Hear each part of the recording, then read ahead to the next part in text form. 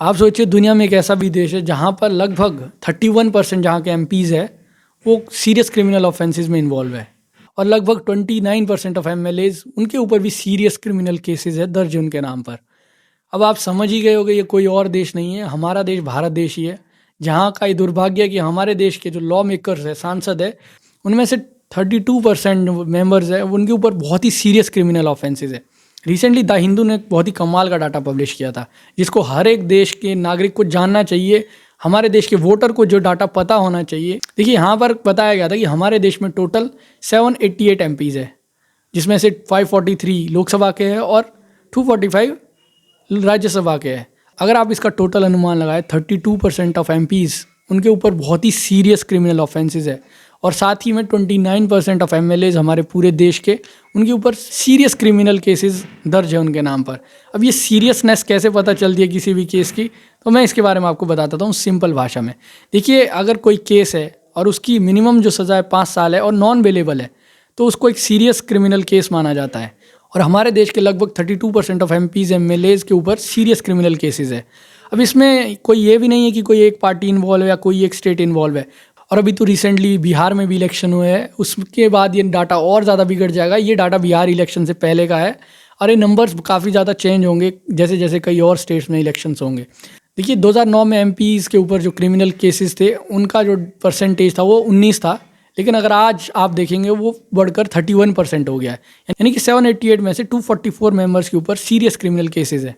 देखिए इस लिस्ट में सबसे टॉप पर है, जहाँ पर सबसे ज़्यादा क्रिमिनल केसेस जिनके ऊपर है वो एमपीज़ है, उसमें सबसे टॉप पर है तेलंगाना। 71% ऑफ एमएलएज तेलंगाना के ऐसे हैं जिनके ऊपर बहुत ही सीरियस क्रिमिनल केसेस है। और इस लिस्ट में सेकंड नंबर पर है बिहार, जिसमें 48% ऐसे मेंबर्स हैं जो क्रिमिनल केसेस में इन्वॉल्व है, और तीसरे नंबर पर है यूपी।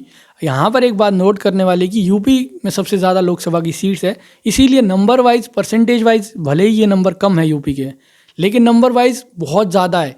34 मेंबर्स यूपी के ऐसे एमपीज़ जो कि बहुत ही सीरियस क्रिमिनल केस जिनके ऊपर दर्ज है, जिनके खिलाफ नॉन बेलेबल जो केसेस है वो दर्ज है। और अगर आप इसमें पार्टी वाइज देखेंगे तो आप बहुत ही ज़्यादा शॉक हो जाओगे। अगर पार्टी वाइज देखेंगे बीजेपी में 26% ऑफ एमपीज़ ऐसे हैं जो जिनके ऊपर सीरियस क्रिमिनल केसेस है, यानी कि अगर आप नंबर्स में देखेंगे 63 मेंबर्स ऐसे हैं। साथ ही में दूसरे नंबर पर कांग्रेस है जिसमें 32% ऑफ मेंबर। देखिए परसेंटेज वाइज यहाँ पर देखेंगे कि कांग्रेस में ज़्यादा मेंबर्स इन्वॉल्व है सीरियस क्रिमिनल केसेस में, लेकिन नंबर्स एज यूजुअली कांग्रेस के नंबर कम है, तो इसीलिए यहाँ पर 32 मेंबर्स कांग्रेस के ऐसे हैं जो सीरियस क्रिमिनल केसेस में इन्वॉल्व है। और यहाँ पर सबसे शॉकिंग तो ये है कि आरजेडी के 4 मेंबर सिलेक्ट हुए एमपीज़ के लिए, और वो चारों के चारों बहुत ही सीरियस क्रिमिनल केस में इन्वॉल्व है।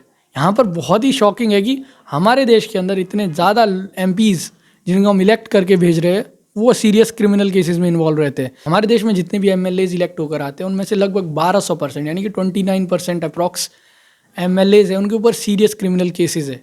उसमें अगर आप टॉप पे देखेंगे इस लिस्ट को सबसे टॉप कर रहा है आंध्र प्रदेश। आंध्र प्रदेश में 56% ऑफ एमएलएज ऐसे हैं जिनके ऊपर बहुत ही सीरियस क्रिमिनल केसेस चल रहे हैं। उसके बाद इस लिस्ट में आता तेलंगाना जहाँ पर 50% ऑफ एमएलएज है। उसके बाद इस लिस्ट में आता यूपी 38%। फिर से यहाँ पर यूपी बहुत बड़ा स्टेट है, इसलिए यूपी के नंबर वाइज बहुत ही ज़्यादा है। अगर आप नंबर आंकड़ों में देखेंगे तो यूपी के एमएलएज ऐसे हैं जिनके ऊपर सबसे ज़्यादा क्रिमिनल केसेस है। 154 एमएलएज यूपी में ऐसे हैं जिनके ऊपर सीरियस क्रिमिनल केसेस दर्ज किए गए हैं, जो अभी तक सत्ता में भी है लेकिन वो केसेस भी चल रहे हैं।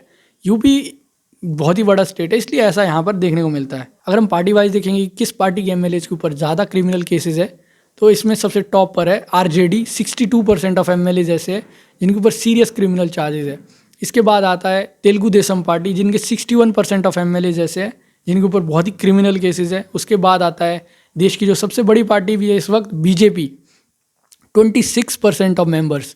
और अगर देखा जाए तो बीजेपी के सबसे ज़्यादा एमएलएज इस टाइम है पूरे ऑल ओवर भारत में, तो ये नंबर भी इसीलिए बहुत बड़ा है। 436 एमएलएज बीजेपी के ऐसे हैं जिनके ऊपर बहुत ही सीरियस क्रिमिनल केसेस चल रहे हैं। और इस लिस्ट में कांग्रेस भी पीछे नहीं है। बीजेपी के बाद अगर देखा जाए तो कांग्रेस 30% जो मेंबर्स है कांग्रेस के एमएलएज उनके ऊपर सीरियस क्रिमिनल चार्जेस है, और ये नंबर 194 है कांग्रेस का भी। देखिए यहाँ पर कोई भी एक ऐसी पार्टी नहीं है जहाँ पर ऐसे व्यक्ति ना हो, ऐसे एमपीज़ और एमएलएज ना हो जिनके ऊपर बहुत सीरियस क्रिमिनल केसेस नहीं चल रहे हैं। तो कुल मिलाकर सारी पार्टियों में, हर एक छोटी या बड़ी पार्टी, सब में कोई ना कोई ऐसा व्यक्ति है जिसके ऊपर काफ़ी सीरियस चार्जेस है, काफ़ी सीरियस एलिगेशंस है। अब इसमें गवर्नमेंट क्या कर सकती है या गवर्नमेंट क्या कर रही है, इसमें काफ़ी सारे चीज़ों को टैकल करने के लिए भी गवर्नमेंट कुछ कर रही है। लेकिन अब आप सोचिए, जो व्यक्ति खुद क्रिमिनल केसेस में इन्वॉल्व है उसी को कानून बनाना है, तो वो ऑब्वियस सी बात है कुछ ना कुछ लूप होल्स उसमें रह ही जाएंगे। अब आप ऐसे लोगों के खिलाफ ऐसे लोग ही कानून बना रहे हैं जो खुद क्रिमिनल केसेस में इन्वॉल्व है, तो हमारे देश की क्या हालत हो सकती है आप देखिए। लेकिन फिर भी गवर्नमेंट काफ़ी ज़्यादा इनिशिएटिव ले रही है, काफ़ी कोशिश कर रही है। सुप्रीम कोर्ट ने भी कहा है अगर कोई भी कैंडिडेट अपना नॉमिनेशन फिल कर रहा है तो अपने क्रिमिनल बैकग्राउंड के बारे में भी उसमें मेंशन करना होगा, और अपनी पार्टी को भी, जिस पार्टी ने भी उस व्यक्ति को टिकट दिया है उसको भी ये क्लियर करना होगा कि क्यों एक ऐसे व्यक्ति को टिकट दिया गया जो क्रिमिनल केसेस में इन्वॉल्व है, क्यों एक ऐसे व्यक्ति को टिकट नहीं दिया गया जो एक अच्छा कैंडिडेट हो सकता है जिसका कोई क्रिमिनल बैकग्राउंड ना हो। देखिए हमारे देश में जो ट्रायल्स होते हैं कोर्ट केसेस के, वो बहुत ही स्लो है, जिसमें लूप होल्स भी काफ़ी है, वीक लॉज है। कोई भी कैंडिडेट जो जेल में भी है वो भी अपना नॉमिनेशन फिल कर सकता है, वो भी इलेक्शन में कॉन्टेस्ट कर सकता है। तो इसी कारण जो ट्रायल बहुत ज़्यादा लंबे खिंच जाते हैं, और व्यक्ति जो जिसके ऊपर केसेस चल रहे हैं वो इलेक्शन लड़ सकता है और जीत जाता है, और आगे चलकर वो इन्फ्लुएंस कर देता है उन सारी चीज़ों को जिसके कारण उसे सज़ा हो सकती थी, जिसके कारण वो कन्विक्टेड हो सकता था। मानिए एक व्यक्ति के ऊपर केस चल रहा है एक इलाके में, कल को वो व्यक्ति उस इलाके का एमएलए बन जाए या एमपी बन जाए, तो सोचिए वो कितना पावरफुल हो जाएगा, वो उस इलाके के बहुत ही ज़्यादा इन्फ्लुएंशियल हो जाएगा। तो वो आसानी से अपने केस को मैनिपुलेट कर सकता है, चीज़ों को मैनिपुलेट कर सकता है। और यहाँ पर वही होता है, एक व्यक्ति के ऊपर केसेस है और इन केसेस का काफ़ी हद तक पॉलिटिकल ही मोटिव होता है। व्यक्ति कुछ ऑफेंस कर देता है, उसका नाम बन जाता है, उसके बाद वो पॉलिटिक्स में आ जाता है, जीत जाता है, और वो अपने ऊपर लगे हुए सारे एलिगेशंस केसेस ख़त्म कर देता है। इसी कारण से ये जो प्रोसेस है वो लगातार बढ़ता जा रहा है, कम होने की बजाय। देखिए हालांकि रिप्रेजेंटेशन ऑफ पीपल एक्ट में ये कहा गया है कि कोई व्यक्ति अगर किसी क्रिमिनल केस में कन्विक्टेड पाया जाता है, वो अगर वो एमपी है चाहे एमएलए है, तो उसे डिस्क्वालीफाई कर दिया जाए उसी वक्त। यहाँ पर एक रीज़न तो ये नज़र आता है कि काफ़ी ज़्यादा लूप होल्स है जिस कारण आसानी से व्यक्ति बच जाता है, स्लो ट्रायल्स है। दूसरा मनी और मसल पावर। अगर आप देखेंगे इलाके में एक व्यक्ति ज़रूर ऐसा होगा जिसके पास काफ़ी ज़्यादा पैसा होगा, जिसका अच्छा फैमिली बैकग्राउंड होगा और मसल पावर भी होगा, और लोग उसी व्यक्ति को ही पसंद करते हैं रादर देन कि जो व्यक्ति पढ़ा लिखा है, अच्छी बातें कर रहा है।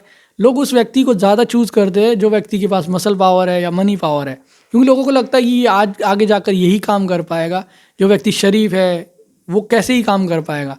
इस प्रकार की मेंटलिटी हमारे देश के अंदर है, इसीलिए ये चीज़ें कम होने की बजाय बढ़ती जा रही है। सोचिए कोई पॉलिटिकल पार्टी है, वो एक ऐसे व्यक्ति को क्यों ही टिकट देगी जो व्यक्ति उन्हें लग रहा है कि ये जीत नहीं पाएगा, बजाय इसके पॉलिटिकल पार्टी उस व्यक्ति को वोट देगी जो जीतेगा, जो उन्हें लगता है कि बहुत ज़्यादा इन्फ्लुएंशियल है इलाके में, इसके पास मनी पावर है, मसल पावर है, वोटर्स इसको पसंद कर रहे हैं, और ऑब्वियसली बात है पॉलिटिकल पार्टी भी उसी को टिकट देती है, और इसीलिए वो व्यक्ति जीतता है। आगे चलकर ये प्रोसेस कंटिन्यू चलता है।